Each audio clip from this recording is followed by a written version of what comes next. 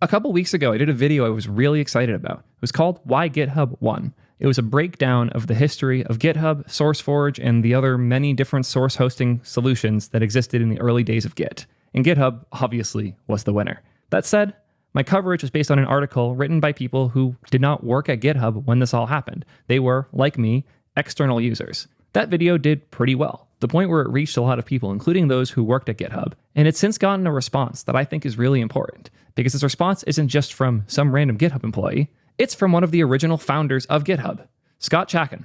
And he has thoughts. And it is only fair that I use my platform to share the things he has had to say and the importance of them, and to correct any things I got wrong. I have not read this yet. I am very excited to. I love Scott. He is hilarious and thorough and legendary. And he's been working recently on Git Butler, who, to be clear, is not sponsoring this. It's just a product that I've been hearing increasing numbers of great things about. It's an alternative way to manage your branches and keep track of the things going on in your code bases. Seems really cool. All the content they've been posting about Git has been unbelievable, but they are not sponsoring this video. While Git Butler is not sponsoring this video, it does have a sponsor, so let's cut to them really quick. AI has made writing code much easier, but it's also made hiring engineers way harder. Filtering through the total mess of AI slop in your resume pile to find a good engineer is nearly impossible, especially if there isn't a good engineer in that pile in the first place. That's why today's sponsor, G2I, exists. They're going to get rid of all of those hiring problems faster than you thought was possible. They're a video-based platform for hiring, but it's so much more than that. You write the questions that are important to you and help give them characteristics for what you're looking for, and they'll go through their giant pile of over 8,000 vetted engineers that are really, really good. Ask them those questions and send you a video portal where you can go through and see how they feel about things. These guys move fast, like startup speed. If you're a small team looking for your next superstar hire, there's no better place to go. They'll hire you somebody in days. From the start of the interviews to the first PR filed, their goal is to make that all happen within 7 days. Yes, 1 week from interview to actual changes happening in code bases. They can only do that because they know hiring well, and they have a pool of people who are talented enough to jump in and start making changes immediately. Well, they call themselves a platform. They're much more than that. They're going to feel like part of your team. They'll make a shared Slack channel with you. They'll do stand-ups with you every week, possibly every day if you need it. And they'll do everything it takes to really feel like they're part of your company as you hire. So instead of bringing on a crappy hiring manager that's going to spam people on LinkedIn, how about you use people that engineers actually like? These guys put on React Miami. They know how to throw a party that even I will show up to. Check out G2I today at soydev.link/G2I. Why Github Actually Won. A few days ago, a video produced by Theo was posted to his very popular YouTube channel where he reviews an article written by the Graphite team titled How GitHub Replaced SourceForge as the Dominant Code Hosting Platform. Theo's title was a little more succinct. Why Github Won? Okay, to be fair, I'm pretty sure the original title was very similar. If it wasn't directly Why GitHub Won, it was very similar to it.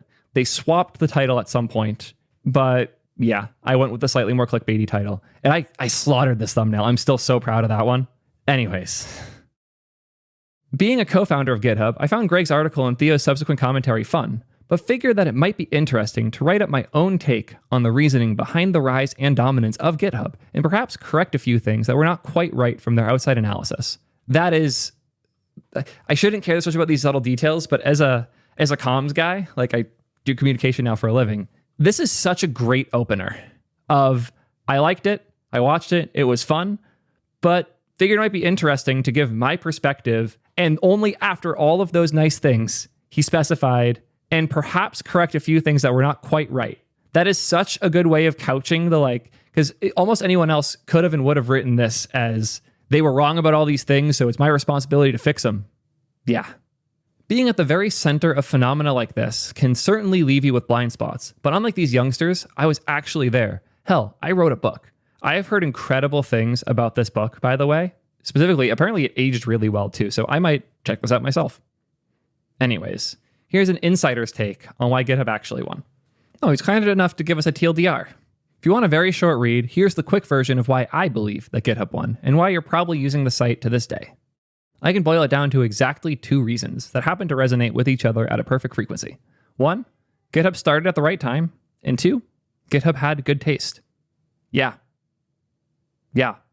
this is perfectly correct, but I'm excited to hear him break this down into more details. All 4 GitHub co-founders had flops both before and after GitHub. Chris and PJ couldn't quite make fan spam. Fam spam? What the hell is fam spam? Keep in touch with the people you love. Oh, it's a way to to have a long email chain with your family. That's cute. Remember the old days of email chains? That was their first project. Tom and Scott weren't able to make Chatterbug explode after GitHub. They worked on this after they left GitHub. Helps you learn languages from real people. Turns out people want to learn from a bird. Anyways, it's rough, especially like if this was the first thing that they did GitHub first. It was massively successful. And they're like, oh, we know how to do startups now. And then you go do another and it bombs. Worst feeling ever. I actually experienced this a bit after releasing the Ping video product, where we went and made a couple other things. We did a Q&A service for people doing like question answer stuff with their audiences live. It did okay. But then we did webhook thing, which I was very excited about because it solved a lot of problems that we had and no one gave a fuck at all. It's the worst feeling, especially after a big success. I think both of these ventures had good taste and great product, but it wasn't the right place or time or market or whatever for them to become GitHub level. Yeah, I don't disagree. At the time GitHub was starting, distributed open source version control tools were starting to get useful, solid, and adopted, and there was nobody around to seriously, much less commercially, host them. Big hosts didn't care, and smaller players weren't serious. Yep. Like, Git kind of happened out of nowhere and quickly took over this idea of distributed version control that was open source and usable however you wanted. But where's the source of truth? It took a bit for that to settle in for people, and GitHub was very excited and prepared early on. Furthermore, the players at the time, which were SourceForge, Google Code, etc., who eventually did care after seeing Git and GitHub rise in popularity, they simply had no taste. Wait, Google Code? A half-baked product by Google that they weren't even using? And SourceForge? That place where there's 15 ads between every download link that doesn't really care about the source code part, just the ability to download binaries? These two things didn't have taste? That feels like a reach. For those who don't read sarcasm well, I'm being incredibly sarcastic. These services are actually some of the most jank bullshit ever. And if that's your competition, it makes sense why GitHub won. I'll resist the urge to make a joke about AWS and Azure versus Vercel right now. They could never have competed with a developer tool company whose co-founders were all product-focused open source software devs. Absolutely agree. SourceForge's target wasn't developers, it was users that wanted to download binaries quickly.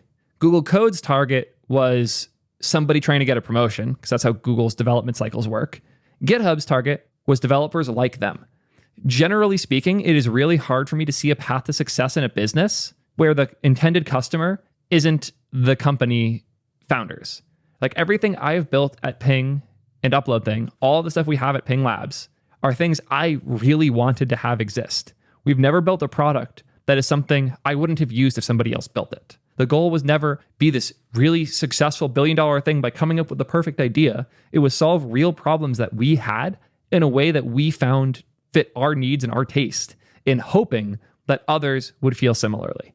And that's what they did. They were developers who loved open source, who loved these new tools, who felt like existing solutions didn't understand them or speak their language, so to speak. And they built something that did. And that is so key to why they succeeded.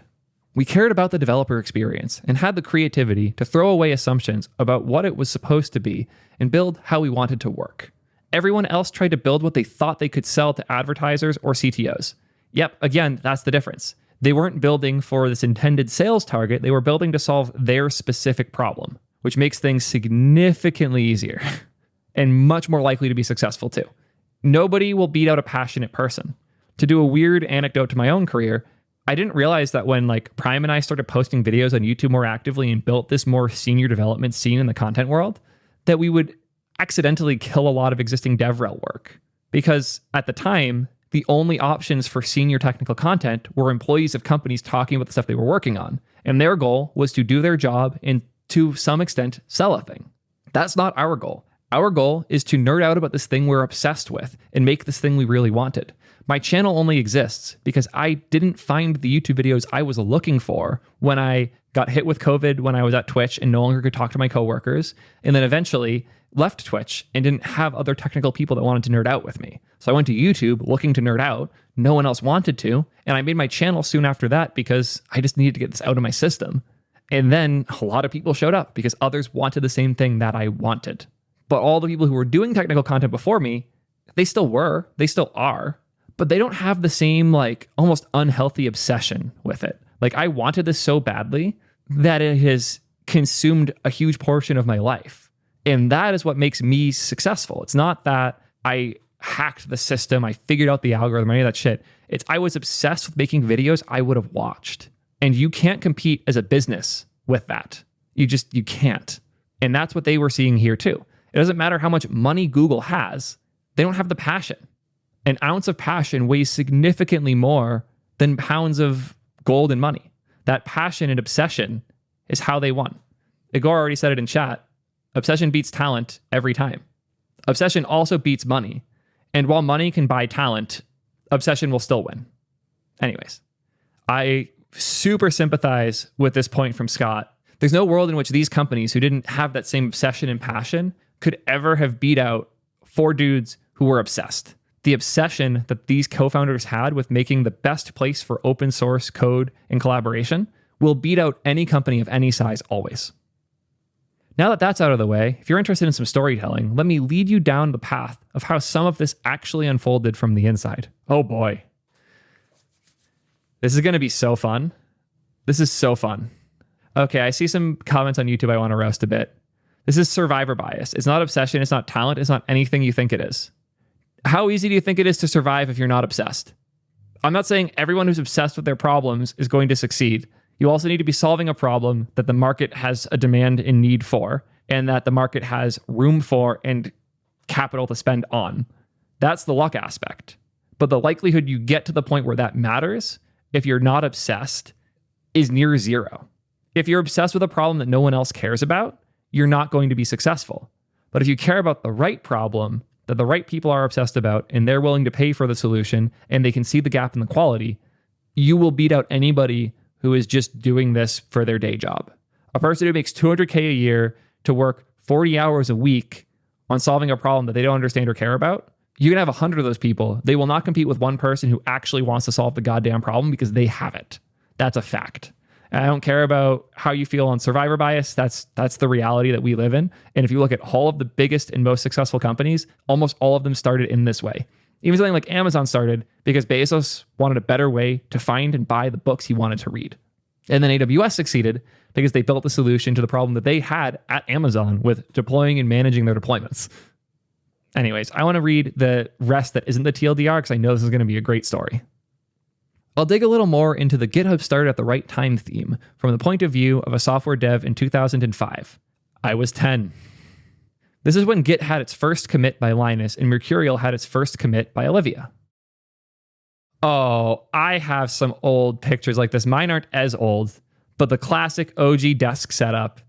I especially love the Mac keyboard and then the Intella. What's the name of that Microsoft mouse? It's Intella something, right? I'm not crazy. It's like the classic Microsoft mouse. It was like the mouse for so long. IntelliMouse. Ha, I was right. Everybody was saying I was wrong. No, I was right. It was the IntelliMouse. OG as fuck. I guess I am old if I can immediately identify the IntelliMouse and nobody else here can. But yeah, the IntelliMouse right next to the good old Mighty Mouse, maintaining Apple's legacy of shit mice. Also, I didn't even look at the source code on the screen. He's rocking Ubuntu and Windows Vista and macOS at the same time here. Beautiful. A++. What was it like to develop software almost 20 years ago? And how was this an environment where Git could win over people and a GitHub could be born? Oh, good old Tiger. Beautiful. Minimal. If you were a software dev in 2005, you were probably, or hopefully, using a centralized version control system like Subversion. I professionally used RCS, CVS, Subversion, and Perforce, all before Git came along. Y'all think that we have, problems with swapping our solutions in JavaScript too much? Look at how much people were swapping their source control solutions. And motherfuckers had the nerve to say that I was being dumb, saying that Git is something you should probably learn in college because the standards change all the time. Motherfucker, they haven't changed in 20 years and they used to change every 2. Git won. Accept it. And if you don't want to accept it, build something better because Git won. Not kind of won, not, some people use it, some people don't. Git is the de facto hardcore victorious standard in source control. It should be taught in school because 99% of dev jobs are going to require you know Git. Anyways, hell, I was actually in a company that FTP'd its PHP files directly to prod. I want to ask in chat, we're doing a poll. Have you ever FTP'd PHP straight to prod? Yes, no, too young, or no, knew better? I am so curious. Notice nobody's saying no, knew better, because this was just how we did PHP development. This is still how Levels does it to some extent. He has Command S set to commit, Command Enter to push to GitHub, and then GitHub immediately FTPs it. What is FTP? Sorry, from O1. God damn it, Gabriel. I should have put no, what's FTP as an option. But no, I'm too young is the same option. Anyways. Now, if you were working on a proprietary commercial software, centralized version control systems like SVN honestly wasn't the most horrible thing. It was pretty simple to check out, make changes, and then check back in. Branching and merging completely sucked, but in a lot of situations, it could basically be avoided. I'm not sure I ever really used branching in Subversion or Perforce. Good old everything is main. I saw a branch in a repo recently where main was named mother. I thought that was interesting. Anyways. People probably complain more about Git today than they did about SVN back then, to be honest. The user interface and mental model is arguably simpler than it is in Git. But also, there's wonderful UI for doing it. Imagine if we were still using this as our way of doing code review and like managing the things we were working on. I spent a lot of time hating this software. That is important. One of the best motivators for building great things is spite. If you have a solution that doesn't work for you, that like kind of functions but spends more time pissing you off than doing what you need, that will motivate you to move goddamn mountains. And I would say that if the team didn't hate existing solutions as much as they did, their motivation to push through and do something as hard as building GitHub would have been significantly lower. Spite resulted in picked up ping.gg? Kind of. Spite, actually, yeah, you know what? First off, I'm going to move chat to hang out with us because y'all are fun today. But Spite was a huge motivator for a lot of the things I built both at and after Twitch. Like the video collab experience with ping.gg was because I was annoyed that I was spiteful that I couldn't build the tools creators actually needed when I was at Twitch. And I saw so many things creators needed. And as I was becoming a creator, I needed them too. If you look at something like Upload Thing, I hate the fact that S3 is so standard that alternatives are more focused on building an S3 compatibility layer than they are on making a good user experience. I was trying for years to get anyone else to build a better S3, and no one did. So we ended up having to ourselves. But all of my best stuff came from a combination of needing a product that didn't exist and spite towards the ecosystem, the original owners, or other experiences I had had that motivated me to push through and make it happen. But absolutely, spite is one of the most successful things in terms of driving you to building the right thing. Back to the article. The problem that I think started coming to a head around this time was not in the world of professional development within closed and trusted teams. The big problem was within the growing world of open source. Also very real. An important detail with Git itself is that Git was spite-driven development. Linus was mad that he could no longer use the solutions that they were using. I believe it wasn't Perforce. What were they using before at Git or for Linux? I bet he even mentions it in here. BitKeeper. Yeah, he was using BitKeeper. And they did something that violated the BitKeeper like free open agreement that they had. And they could no longer use it. And Linus was so mad, he just went and made Git. And here we are. You see, open source was barely a thing before this time, especially compared to today. Most of you kids probably don't remember a time where there weren't millions of open source projects around, but the phrase was only coined in '98. I was 3. To get a sense of scale, Dirk published a paper in 2008 analyzing global open source project trends, and they estimated that there was a total of 18,000 active open source projects in the world at that time. In 2005, there were certainly far fewer. 18,000 total active open source projects. I feel like my GitHub alone is nearing that. Joking, but realistically speaking, like the people in my live chat right now combined would be at least half of this. Like the thought that there was that few open source projects, there were probably more than 18,000 open source repos published every day on GitHub. I'd be surprised if it was that low, actually. Yeah, as Gabriel says, he can confirm he doesn't remember when there weren't millions of open source projects. Yeah, there's over 280 million public repos on GitHub alone today. And look at that curve. And that's just to August of 2007. It is a vertical line now. To put this into perspective, there's over 280 million public repos. Yeah. So why did open source help usher in the era of Git and GitHub? Because open source was growing fast, and centralized version control systems were particularly bad at open contribution strategies. That is, you couldn't easily share a project publicly and then take contributions back into it in a simple manner. There's a reason that Linux was doing everything over email patch recommendations, because it was the easiest way to deal with stuff. Contributing was so hard. There was no fork button. There was no ability to clone something, make a change, and then file a request to merge it.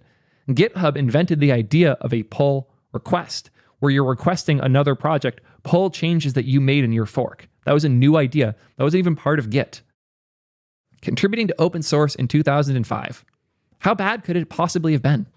If you would like to see my talk about what open source contributing was like via my AWS Tokyo keynote 10 years ago, check it out, and then you can skip the next few paragraphs. The link to this blog post is in the description. If you want to watch that, you should. I am actually very curious, and I'm going to save this to my own watch later, because I am so curious about this. Yeah, let's read the paragraph here, though. Basically, you can make your subversion server read only for unauthenticated users. This is generally how you hosted an open source project, or you put a tarball somewhere occasionally.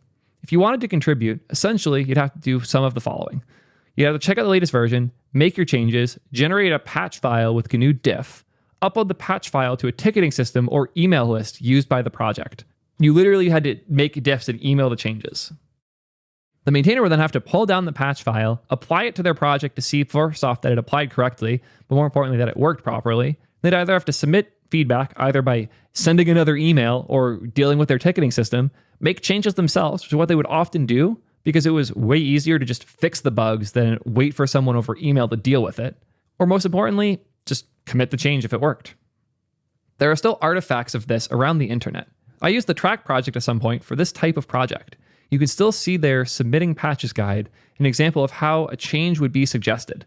It was a goddamn nightmare. And now we get into the fun chaos of open source, the Rails project. The Rails project, as well as my friends and future GitHub co-founders at Air, used a simple ticketing system called Lighthouse, which is mind-blowingly still up. Beautifully simple issue tracking. This is such a time portal. It's weird. They stopped updating the copyright 6 years ago. We love that. Anyways, one of my earliest open source projects was a command line tool called Git Lighthouse that could simplify the process of pulling down and applying attached patches from the tickets that you wanted to test out. Again, even with Git, they would have to download the diff and apply it locally. How insane is it that you couldn't just clone the branch or copy the branch name and throw it in the GitHub CLI or any of those things? It's still, in my opinion, a little too hard to test someone else's code, but you have to download a diff by hand and apply it to try something, and then have to revert it. Oh God, this is hell. This process sucked enough that when something came around that simplified it, it was quickly embraced. And that something was GitHub. But first, we needed a Git. The rise of Git. Oh, yeah, the BitKeeper story. Git actually started from the fact that Linus Torvalds really liked an, at the time, commercial version control system called BitKeeper. It was actually built specifically to help simplify the existing kernel development process. If it had been open source or it had better licensing terms, there would probably have been no Git or GitHub. However, what happened instead was that one of the Linux developers reverse engineered the protocol, which broke the licensing terms, and BitKeeper and Linus determined that the spat that followed was untenable, and they mutually decided to part ways.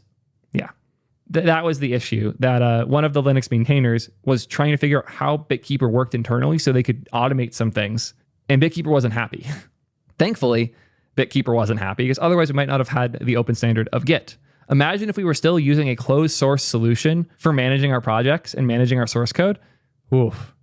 Betting against Linus is brave. Yeah, we didn't know how bad a thing that was to do at the time. We have since learned as an industry. But have we? Because remember how much Linus and NVIDIA hate each other. And look at how well NVIDIA is doing. So BitKeeper killed themselves by going against Linus. NVIDIA won by going against Linus. So checks and balances. Anyways, Linus took some of the concepts that BitKeeper opened his eyes to, threw together the simplest thing he thought would solve his problems with those principles in mind, and he called his new project Git. the information manager from hell. I want to see this. Initial release of Git, the information manager from hell. Beautiful. It was fairly quickly embraced by several people in the Linux community, and it slowly grew into an actual, sort of, version control system. There are several reasons why Git felt awesome at the time. Branching and merging were dreams rather than nightmares. You have no idea how bad, like merging is bad now. Merging was miserable before. It was super fast, which is funny because like Git can be slow, but everything else was so much hilariously slower. And also permissions were vastly simpler. Huge. In the early days of Git, I would do talks where I would just go on stage, create a few branches, commit changes into them, switch between them, and then merge them together, all in 60 seconds. I would literally see people's jaws drop. Some of them would think I was faking the demo. Imagine seeing Git and saying, that's too good to be true. This has to be faked. That's how bad shit was. It was so bad. I am so thankful I wasn't conscious at the time, so I didn't realize how bad it was. I just cannot tell you how magical it felt in 2006 to be able to switch and merge contexts that fast and easily. In Subversion, this was a total nightmare. I love this. Git is stupid content tracker. Adorable. Not having to go over a network to negotiate a commit with a central server was also incredible. It felt like a rocket ship. Everything was so fast. Again, the centralized server bit was insane. Since on Git on your machine is just on your machine, you only have to go online when you push the changes to a different origin. Everything can be not network bound. And nobody had invented pre-commit hooks yet, thankfully. That was a disaster we came up with much later. Anyways, and probably most importantly, you could fork the repository incredibly easily. Again, huge deal. Previously, you had to get permission from the centralized server to do anything. The idea that I could just copy it, do some work, and the permission could come after making the changes, that was a huge shift in how we wrote software. Previously, you had to get permission before you could start doing the change. Now you could make the change, and permission was just whether or not we copied the thing you did, and we brought it into our main branch. On top of that, you could even pull other people's changes into your own forks. It was huge. The idea of copying a repo, having all the permissions I needed to do stuff to it, and then sharing between them and merging and all of that was so novel and new. And it came because Git was so simple and focused on the open source world. The Linux project started doing this early on. For larger changes, they could send a request to pull changes from a hosted fork, and Linus could very easily do so. So if I was working on Linux and I made some big changes, rather than just emailing a diff, I could host my alternative fork of GitHub somewhere, and then email Linus saying, hey, I want you to pull these changes from my source. This is where the idea pull request came from. Apparently, I was wrong about saying that GitHub invented the concept of a pull request. Git has a git pull request command that would format an email for sending to a mailing list to help make the process simpler. Okay, so pull request is a concept that they had in Git for generating emails. That's just kind of hilarious in retro. Anyways, when GitHub added the ability to basically generate the same type of message, we decided that a request to pull should be called a pull request. They came up with the actual name. Apparently, there's a whole backstory for that. There was a Git command called a git request pull that would format an email that you could send to a mailing list saying, instead of me sending an email patch series, here's a public endpoint that you can pull from to test my series. We turned request a pull into a pull request. Importantly, because requesting a pull was difficult because you needed a public repo. Before GitHub, this was probably running your own server. GitHub made this easy, and PRs made this stupid simple. But do you know what PRs v1 looked like? They were just emails saying X wants you to pull from them. And they weren't even formatted as helpfully as the request pull ones. No diff stat, nothing. But GitHub still won because the problem was the sharing. Git shared over email by design. GitHub made forking and sharing stupid simple. Yeah, these emails are not good. Person sent you a message. Send a pull request. Hilarious. People are like, merge request is better. But that's only because GitLab emerged after we invented a way to merge on the server. Before then, you had to pull locally, merge there, then push your integration up. Merge requests would have made no sense when we created the concept. That's actually a fair point. The pull request was because you had to pull the changes onto your machine before it got merged into your repo. Finally, and to the original point, push request made literally no sense. A proposed changes set to merge or squash or rebase is not a request to push anything. Only in the V1 days would someone need to pull a request, merge locally, and then finally push. Very good points. Crazy history. This is awesome to learn all about. I hope you guys are digging this as much as I am, because this is such a cool deep dive. And it's so much more detailed than, I don't even know if most of this was public before. Some people think that developers liked Git because it was distributed and you got the whole history when you cloned, which meant that you could share locally, etc. I disagree. I am fully with you, Scott. I don't think people actually care about histories in Git. I very rarely see people actually reading through commit histories in any meaningful way, certainly not locally. Sometimes they do, but from my experience, when they're doing it, it's to debug a specific thing that they think happened around a certain time. It's not because the history itself brings a lot of value. As Scott says here, I don't think almost anyone really cared about any of that. Distributed was cool because you could do operations fast and you could host your own full writable fork, which made permissions much simpler. Also huge. The distribution and open nature was good because the elitists would have no reason to not adopt it. But the feature set that enabled of running it locally and having it be faster and nicer to interface with and simpler because the permissions were stupid simple, that is what made Git successful. The fanciness of these things on the technical level are why the most elite people wouldn't turn it down, but the experience of using it is why the average person picked it up. It was cool because contributing went from a problem of who had permission to push into the simplicity of who had something interested to pull. And of course, this last point led directly to GitHub. And now finally, we're in the rise of GitHub. Late last year, I interviewed my GitHub co-founder, Tom, and among the things discussed, he told the story of how he got the initial idea of working on GitHub. Essentially, when he was working on PowerSet, Tom's team started using Git internally. However, it was a pain in the ass to add other team members to the internal server because Git's main protocol was over SSH, which means you need a user with SSH privileges on the machine for everyone. It was difficult, and for most of the team, just wasn't worth it. This spawned the concept for him of making the process as easy as possible. Yeah, like SSH was the most complex part of Git for a while. And I didn't even think of like GitHub wasn't meant to compete with Git or email or any of those things. It was meant to compete with the hell of centralized servers and managing the SSH keys and all that. Git is awesome. Git hosting is a pain in the ass. This is why Tom started working on GitHub.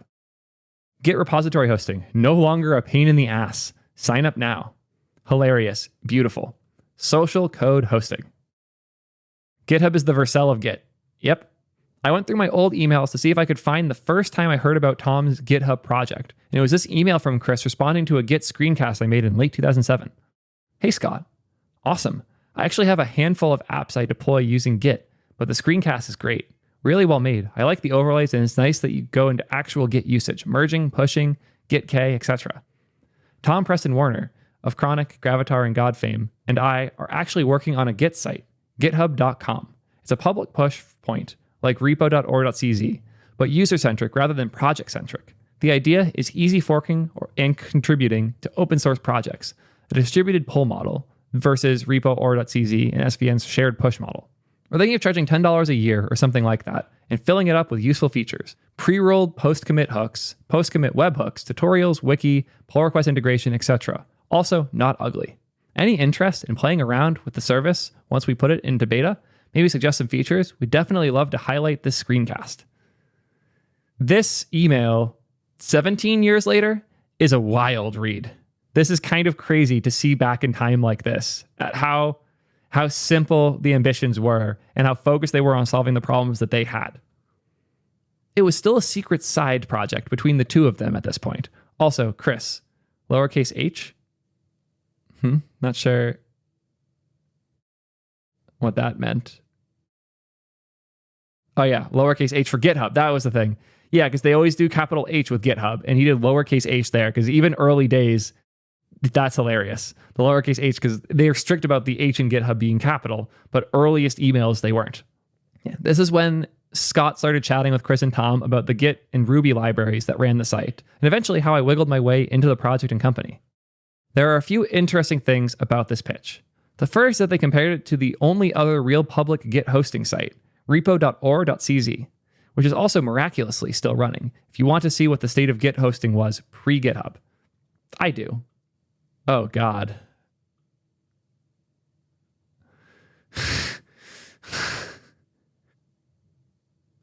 Yeah. I see the difference pretty quickly. GitHub made the crucial innovation over that site and every other hosting service like it, which is that they made it user-centric rather than project-centric. Before this, if you wanted to host something on SourceForge or whatever, you needed to grab the name. With GitHub, you can make any project you want named anything you want because it's namespaced to your user. It sounds small, but that's a huge deal. Like anyone, like you don't have to make sure your project has a unique name before you push it up to GitHub. Huge. The second was that they focused on a pull model rather than a push model. Basically the permissions thing I talked about before. The third is that not ugly was a core feature. GitHub had taste. Yeah, not ugly might sound like a reach when it looked like this, but when this was the competition, it's a fair point to make. Git wins. This is why Git was cool and why GitHub was starting to make using it easier. But the question is, why did Git win? Lots of distributed systems sprang up during the time. Mercurial was similar in a lot of ways and better in many. In fact, to this day, Facebook is still using Mercurial. So why did Git come out on top in the great distributed version control system war? I think the answer there was PR.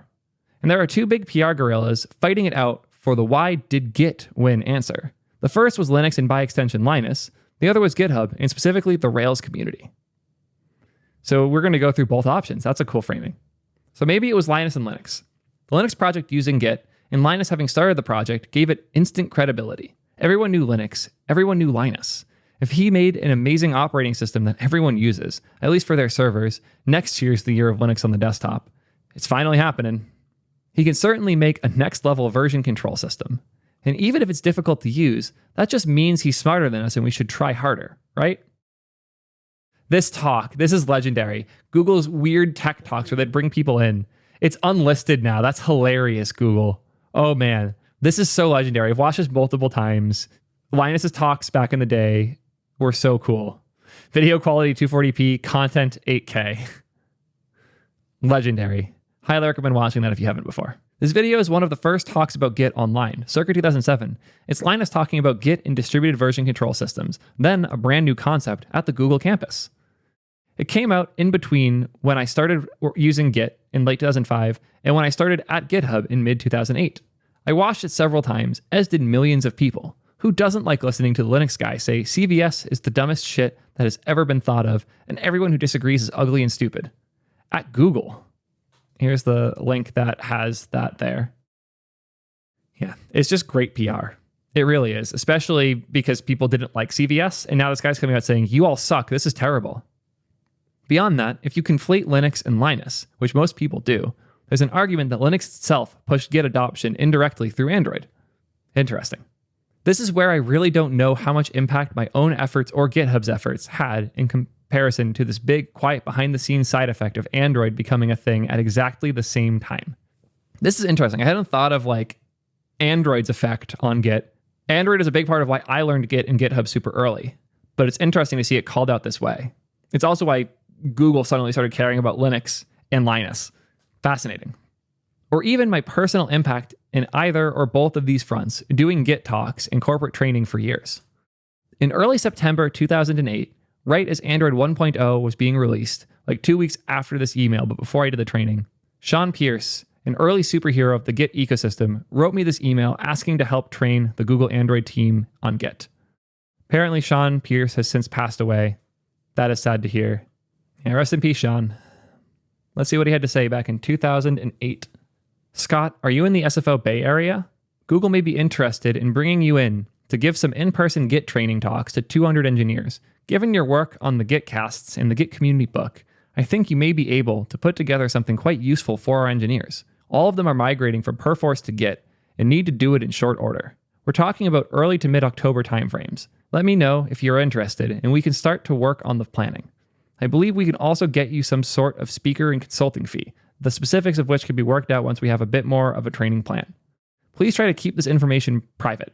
We're not quite ready for the world to learn that Google's using Git, but it will become public knowledge sometime this calendar year when the project goes open source. I've CC'd my work address just to help me organize the thread, but I wanted to write you from the address that you know me at. That is a cute email. That is really nice. It's difficult to determine what impact Android had in corporate Git adoption, but it certainly wasn't zero. While the Google and Android team was the first that I did corporate training for under the GitHub banner, I also eventually did Git training for engineering teams at Motorola, Qualcomm, Ericsson, and Broadcom, just to name the telecoms. Jesus. This guy's got like Kenzie Dodds looking lazy. I never thought I would say that. He also, like, you cannot undersell the importance of good educational stuff in adoption. So while sure, Android probably helped drive things, I would argue that you, Scott, doing all this educational work and creating the resources that allowed companies like Google to meaningfully adopt Git was a more necessary piece and a more unique one too. I would argue if Google and Android didn't adopt, another company might have tried to. But if it wasn't for your materials, they all might have failed. So to Scott, you are as if not more essential to the success of Git and GitHub. Don't give Android your credit. I also just don't like giving Android credit for things I don't have to, but that's an aside. Yeah. They eventually I had to hire a team to do full-time education and onboarding and training for engineering teams. Just nuts. Linus pushed Git with his broad-ranging brand of superstar nerd PR that Mercurial never got. But Android furthermore pushed Git uniquely via its dependence from the Linux kernel into massive companies out of pure practicality that also otherwise never would have happened for at least another decade. Maybe it was GitHub. There was also, and I must say this with a grain of hopeful humanity, a possibility that GitHub was the determining factor in the eventual dominance of Git over Mercurial. Yes, I would absolutely agree here. GitHub had the incredible luck to have an amazingly supportive and hip community that embraced us right out of the gate, namely the Ruby community. That was a back and forth. GitHub was on Ruby and Rails was building itself on GitHub. That relationship happened early and was essential to both their success. Within months, everyone in the Ruby community had put their stuff on GitHub. Rails was the hot shit at the time. It was cooler than PHP. JS frameworks weren't really around. There wasn't even Node yet. So everyone was paying attention to what the hip cats in the Ruby community were doing. They were the bleeding edge of cool development in the software world, and they were using GitHub. I remember back when the Ruby community was trying new things and adopting new solutions and pushing them. Good old days. And it's not just me. Linus himself also recently said that from his perspective, the Ruby community unexpectedly made Git explode overnight. He doesn't credit GitHub for that by name, but I think it's impossible for anyone to argue that the Ruby community didn't adopt Git in a very large part due to us. You are entirely correct, Scott. I appreciate you for couching your words the way you do.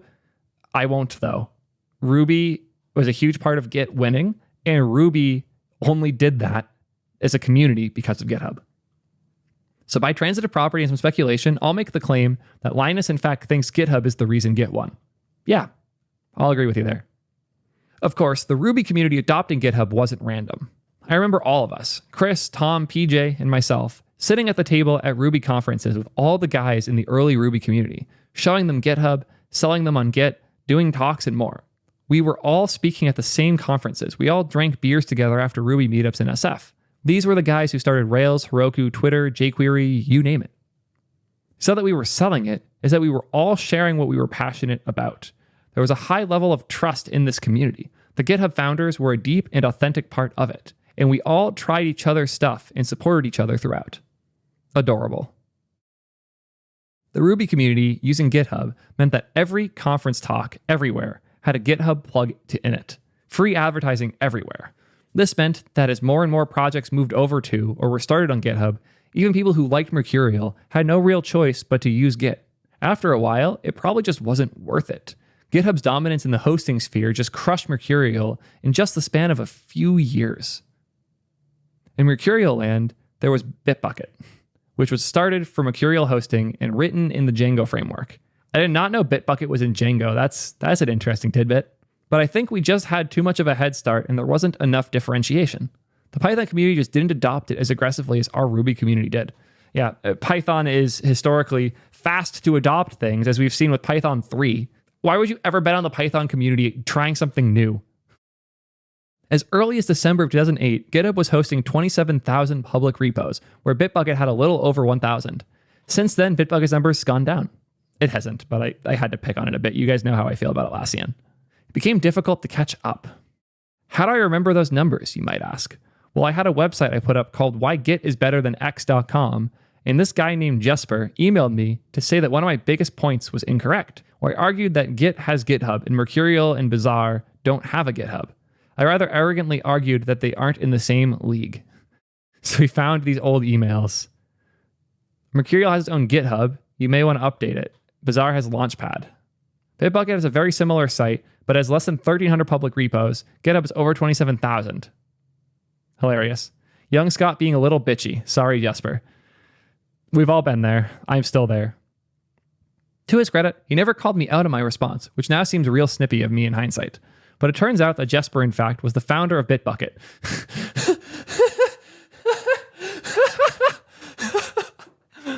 That makes this way funnier. Okay. A year or so later, we met up with him in Amsterdam, drank some nice whiskey together, and have remained friendly ever since. Here's them all together. Adorable. The competitive field collapses. In the end, whether it was GitHub that helped Git win or Git that helped GitHub win, it was quickly over. In 2006 to 7, people were first learning about distributed version control systems, and Git and Mercurial were starting to fight it out. In 2008, GitHub launched. In 2011, both Google Code and Bitbucket added Git support, which will mark as the year that the nail was in the coffin for Mercurial. Git had won, and GitHub was now essentially unbeatable. Just 4 years later, in 2015, Google Code just completely gave up and shut its service down. The person who made it clearly got all their promotions. In the email they sent out, they basically said, just move to GitHub. If I remember correctly, they even reached out to us to help with the migration. It's time to recognize that Google Code's mission to provide open source projects a home has been accomplished by others, such as GitHub and Bitbucket.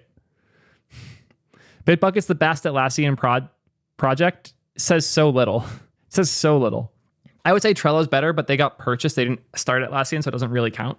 But yeah, you get the idea. So why not Google Code? Like, how did Google not win? They're great at making quality experiences that developers love. While Bitbucket started after us, we had a hard head start, but there were other hosting sites like Google Code. And in early 2009, Google Code added Mercurial support, and SourceForge added both Git and Mercurial. So if these industry monsters had a massive user head start, and they had distributed version control support only months after we launched, why didn't they wipe the floor with us little guys? Not only little, but also nearly completely unfunded. Chris was able to put a little bit of money into Bootstrap, but the rest of us were totally broke and we didn't raise any outside funding. Okay, that's why they're all so rich now. Makes sense. When Google Code launched Mercurial support, we were still 4 devs working out of cafes in South Beach with zero VC investment. We struck deals with our buddies in May 2008, as well as Engine Yard, for help with hosting costs because we didn't have the cash. They couldn't even afford their servers. How is it possible that a tiny unfunded team made Google Code fold in just a few years? Also, a quick side here on GitHub funding. The article I'm reacting to states that VC investment wasn't an option for the co-founders. This is untrue. Apparently, they were talking to VCs. When PJ emailed me in July of 2008 to say that they wanted me to join, that we should all make the leap, quit our jobs, and make this a full-time thing instead of a side project, he explicitly said, we've been talking to one VC in particular that we like a lot. We want to raise a handful of money to do a few of things. These were things like getting an office, hire some people, etc. It was always on the table. We could have done it at literally any time. We considered and thoughtfully rejected the idea constantly over the years. We didn't really need an office. We didn't really need more people yet. Not only that, we actually nearly rejected the idea when we were considering a $100 million Series A from Andreessen Horowitz. Shout out A16. I'm a scout there. Love working with them. 4 years later was when they were considering that. I remember vividly the night that we all sat down for dinner at some restaurant in Folsom Street in April of 2012 and argued very heatedly if we should take a capital round at all. We had offers from A16, Benchmark, Sequoia, and Bessemer, which, yeah, these are some of the best VCs in the world, especially at the time. And they were all making crazy offers. And us 4 assholes sat at the table heatedly yelling at each other about whether or not we should tell all of them, thanks but no thanks. Offers that other tech entrepreneurs would probably literally have killed for. Yeah. But the point is that it wasn't that we couldn't have raised money, but that we didn't even need to in order to get down the entire field. Pretty crazy that these 4 passionate dudes could destroy all of hosted source control in so few years with no money. Again, with the passion beats money and talent and everything else, their obsession won. And finally, GitHub had taste. The original article is correct. The other hosts focused on distribution and revenue streams. We cared about developers. But it wasn't about when they added Git. It never really mattered. They never had any taste. They never cared about the developer workflow. They could have added Git at any time, and I think they all still would have lost. You can try to explain it by pointing at features and value adds, but the core takeaway that's still relevant to starting a startup now is more fundamental than if we had an activity feed or a profile page or whatever. The much simpler, much more fundamentally interesting thing that I think we showed in everything that we did was that we built for ourselves. I guess I pre-read. This is so important. When you're building for yourself, you will have such an insane, massive advantage that others can't compete with. That's why I was able to beat Twitch's solution with ping. That's why GitHub could win here. That's why YouTube could beat Google so hard that Google had to buy YouTube. They were building the thing that they wanted, not the thing that their boss told them to build. And since they were building for themselves, they had taste and a deeper care about their experience. We were developers, and we built what we wanted in order to enable how we wanted to ideally work. We were the only tool in the space built by developers for developers without PMs or accountants or CEOs trying to optimize for revenue rather than the developer experience that we cared so much about. In the end, we won because the open source community started to converge on distributed version control, and we were the only ones in the hosting space that truly cared about how developers worked at all. The only ones who questioned this approached it from first principles, tried to make it better holistically rather than just throwing more features onto something existing in order to sell it. Why GitHub won? So to sum it up, we won because we started at the right time and we had taste. I like the coming back, like almost like the article like opens with this and then goes through a bunch of things and then walks backwards back to the start. It's really cool. It's like a palindrome almost. And I love how this is written. We were there when a new paradigm was being born, and we approached the problem of helping people embrace that new paradigm with a developer experience-centric approach that nobody else had the capacity for or the interest in. I guess the question is, what's the next sea change in the developer workflow? And who will have good enough taste to make it explode in the same way? P.S. If you would like to watch me talk about Git and some crazy things you can do with the Git internals, check out our YouTube channel. Yeah, the Git Butler YouTube channel is kind of fucking nuts. I'm going to hit subs. I probably should have a while ago. They have a great talk. So you think you know Git. 1 million views, all well-deserved. I'm going to leave a link to the channel in the description so you can check that out if you haven't yet. Then I'll check out Git Butler. These guys know what they're doing.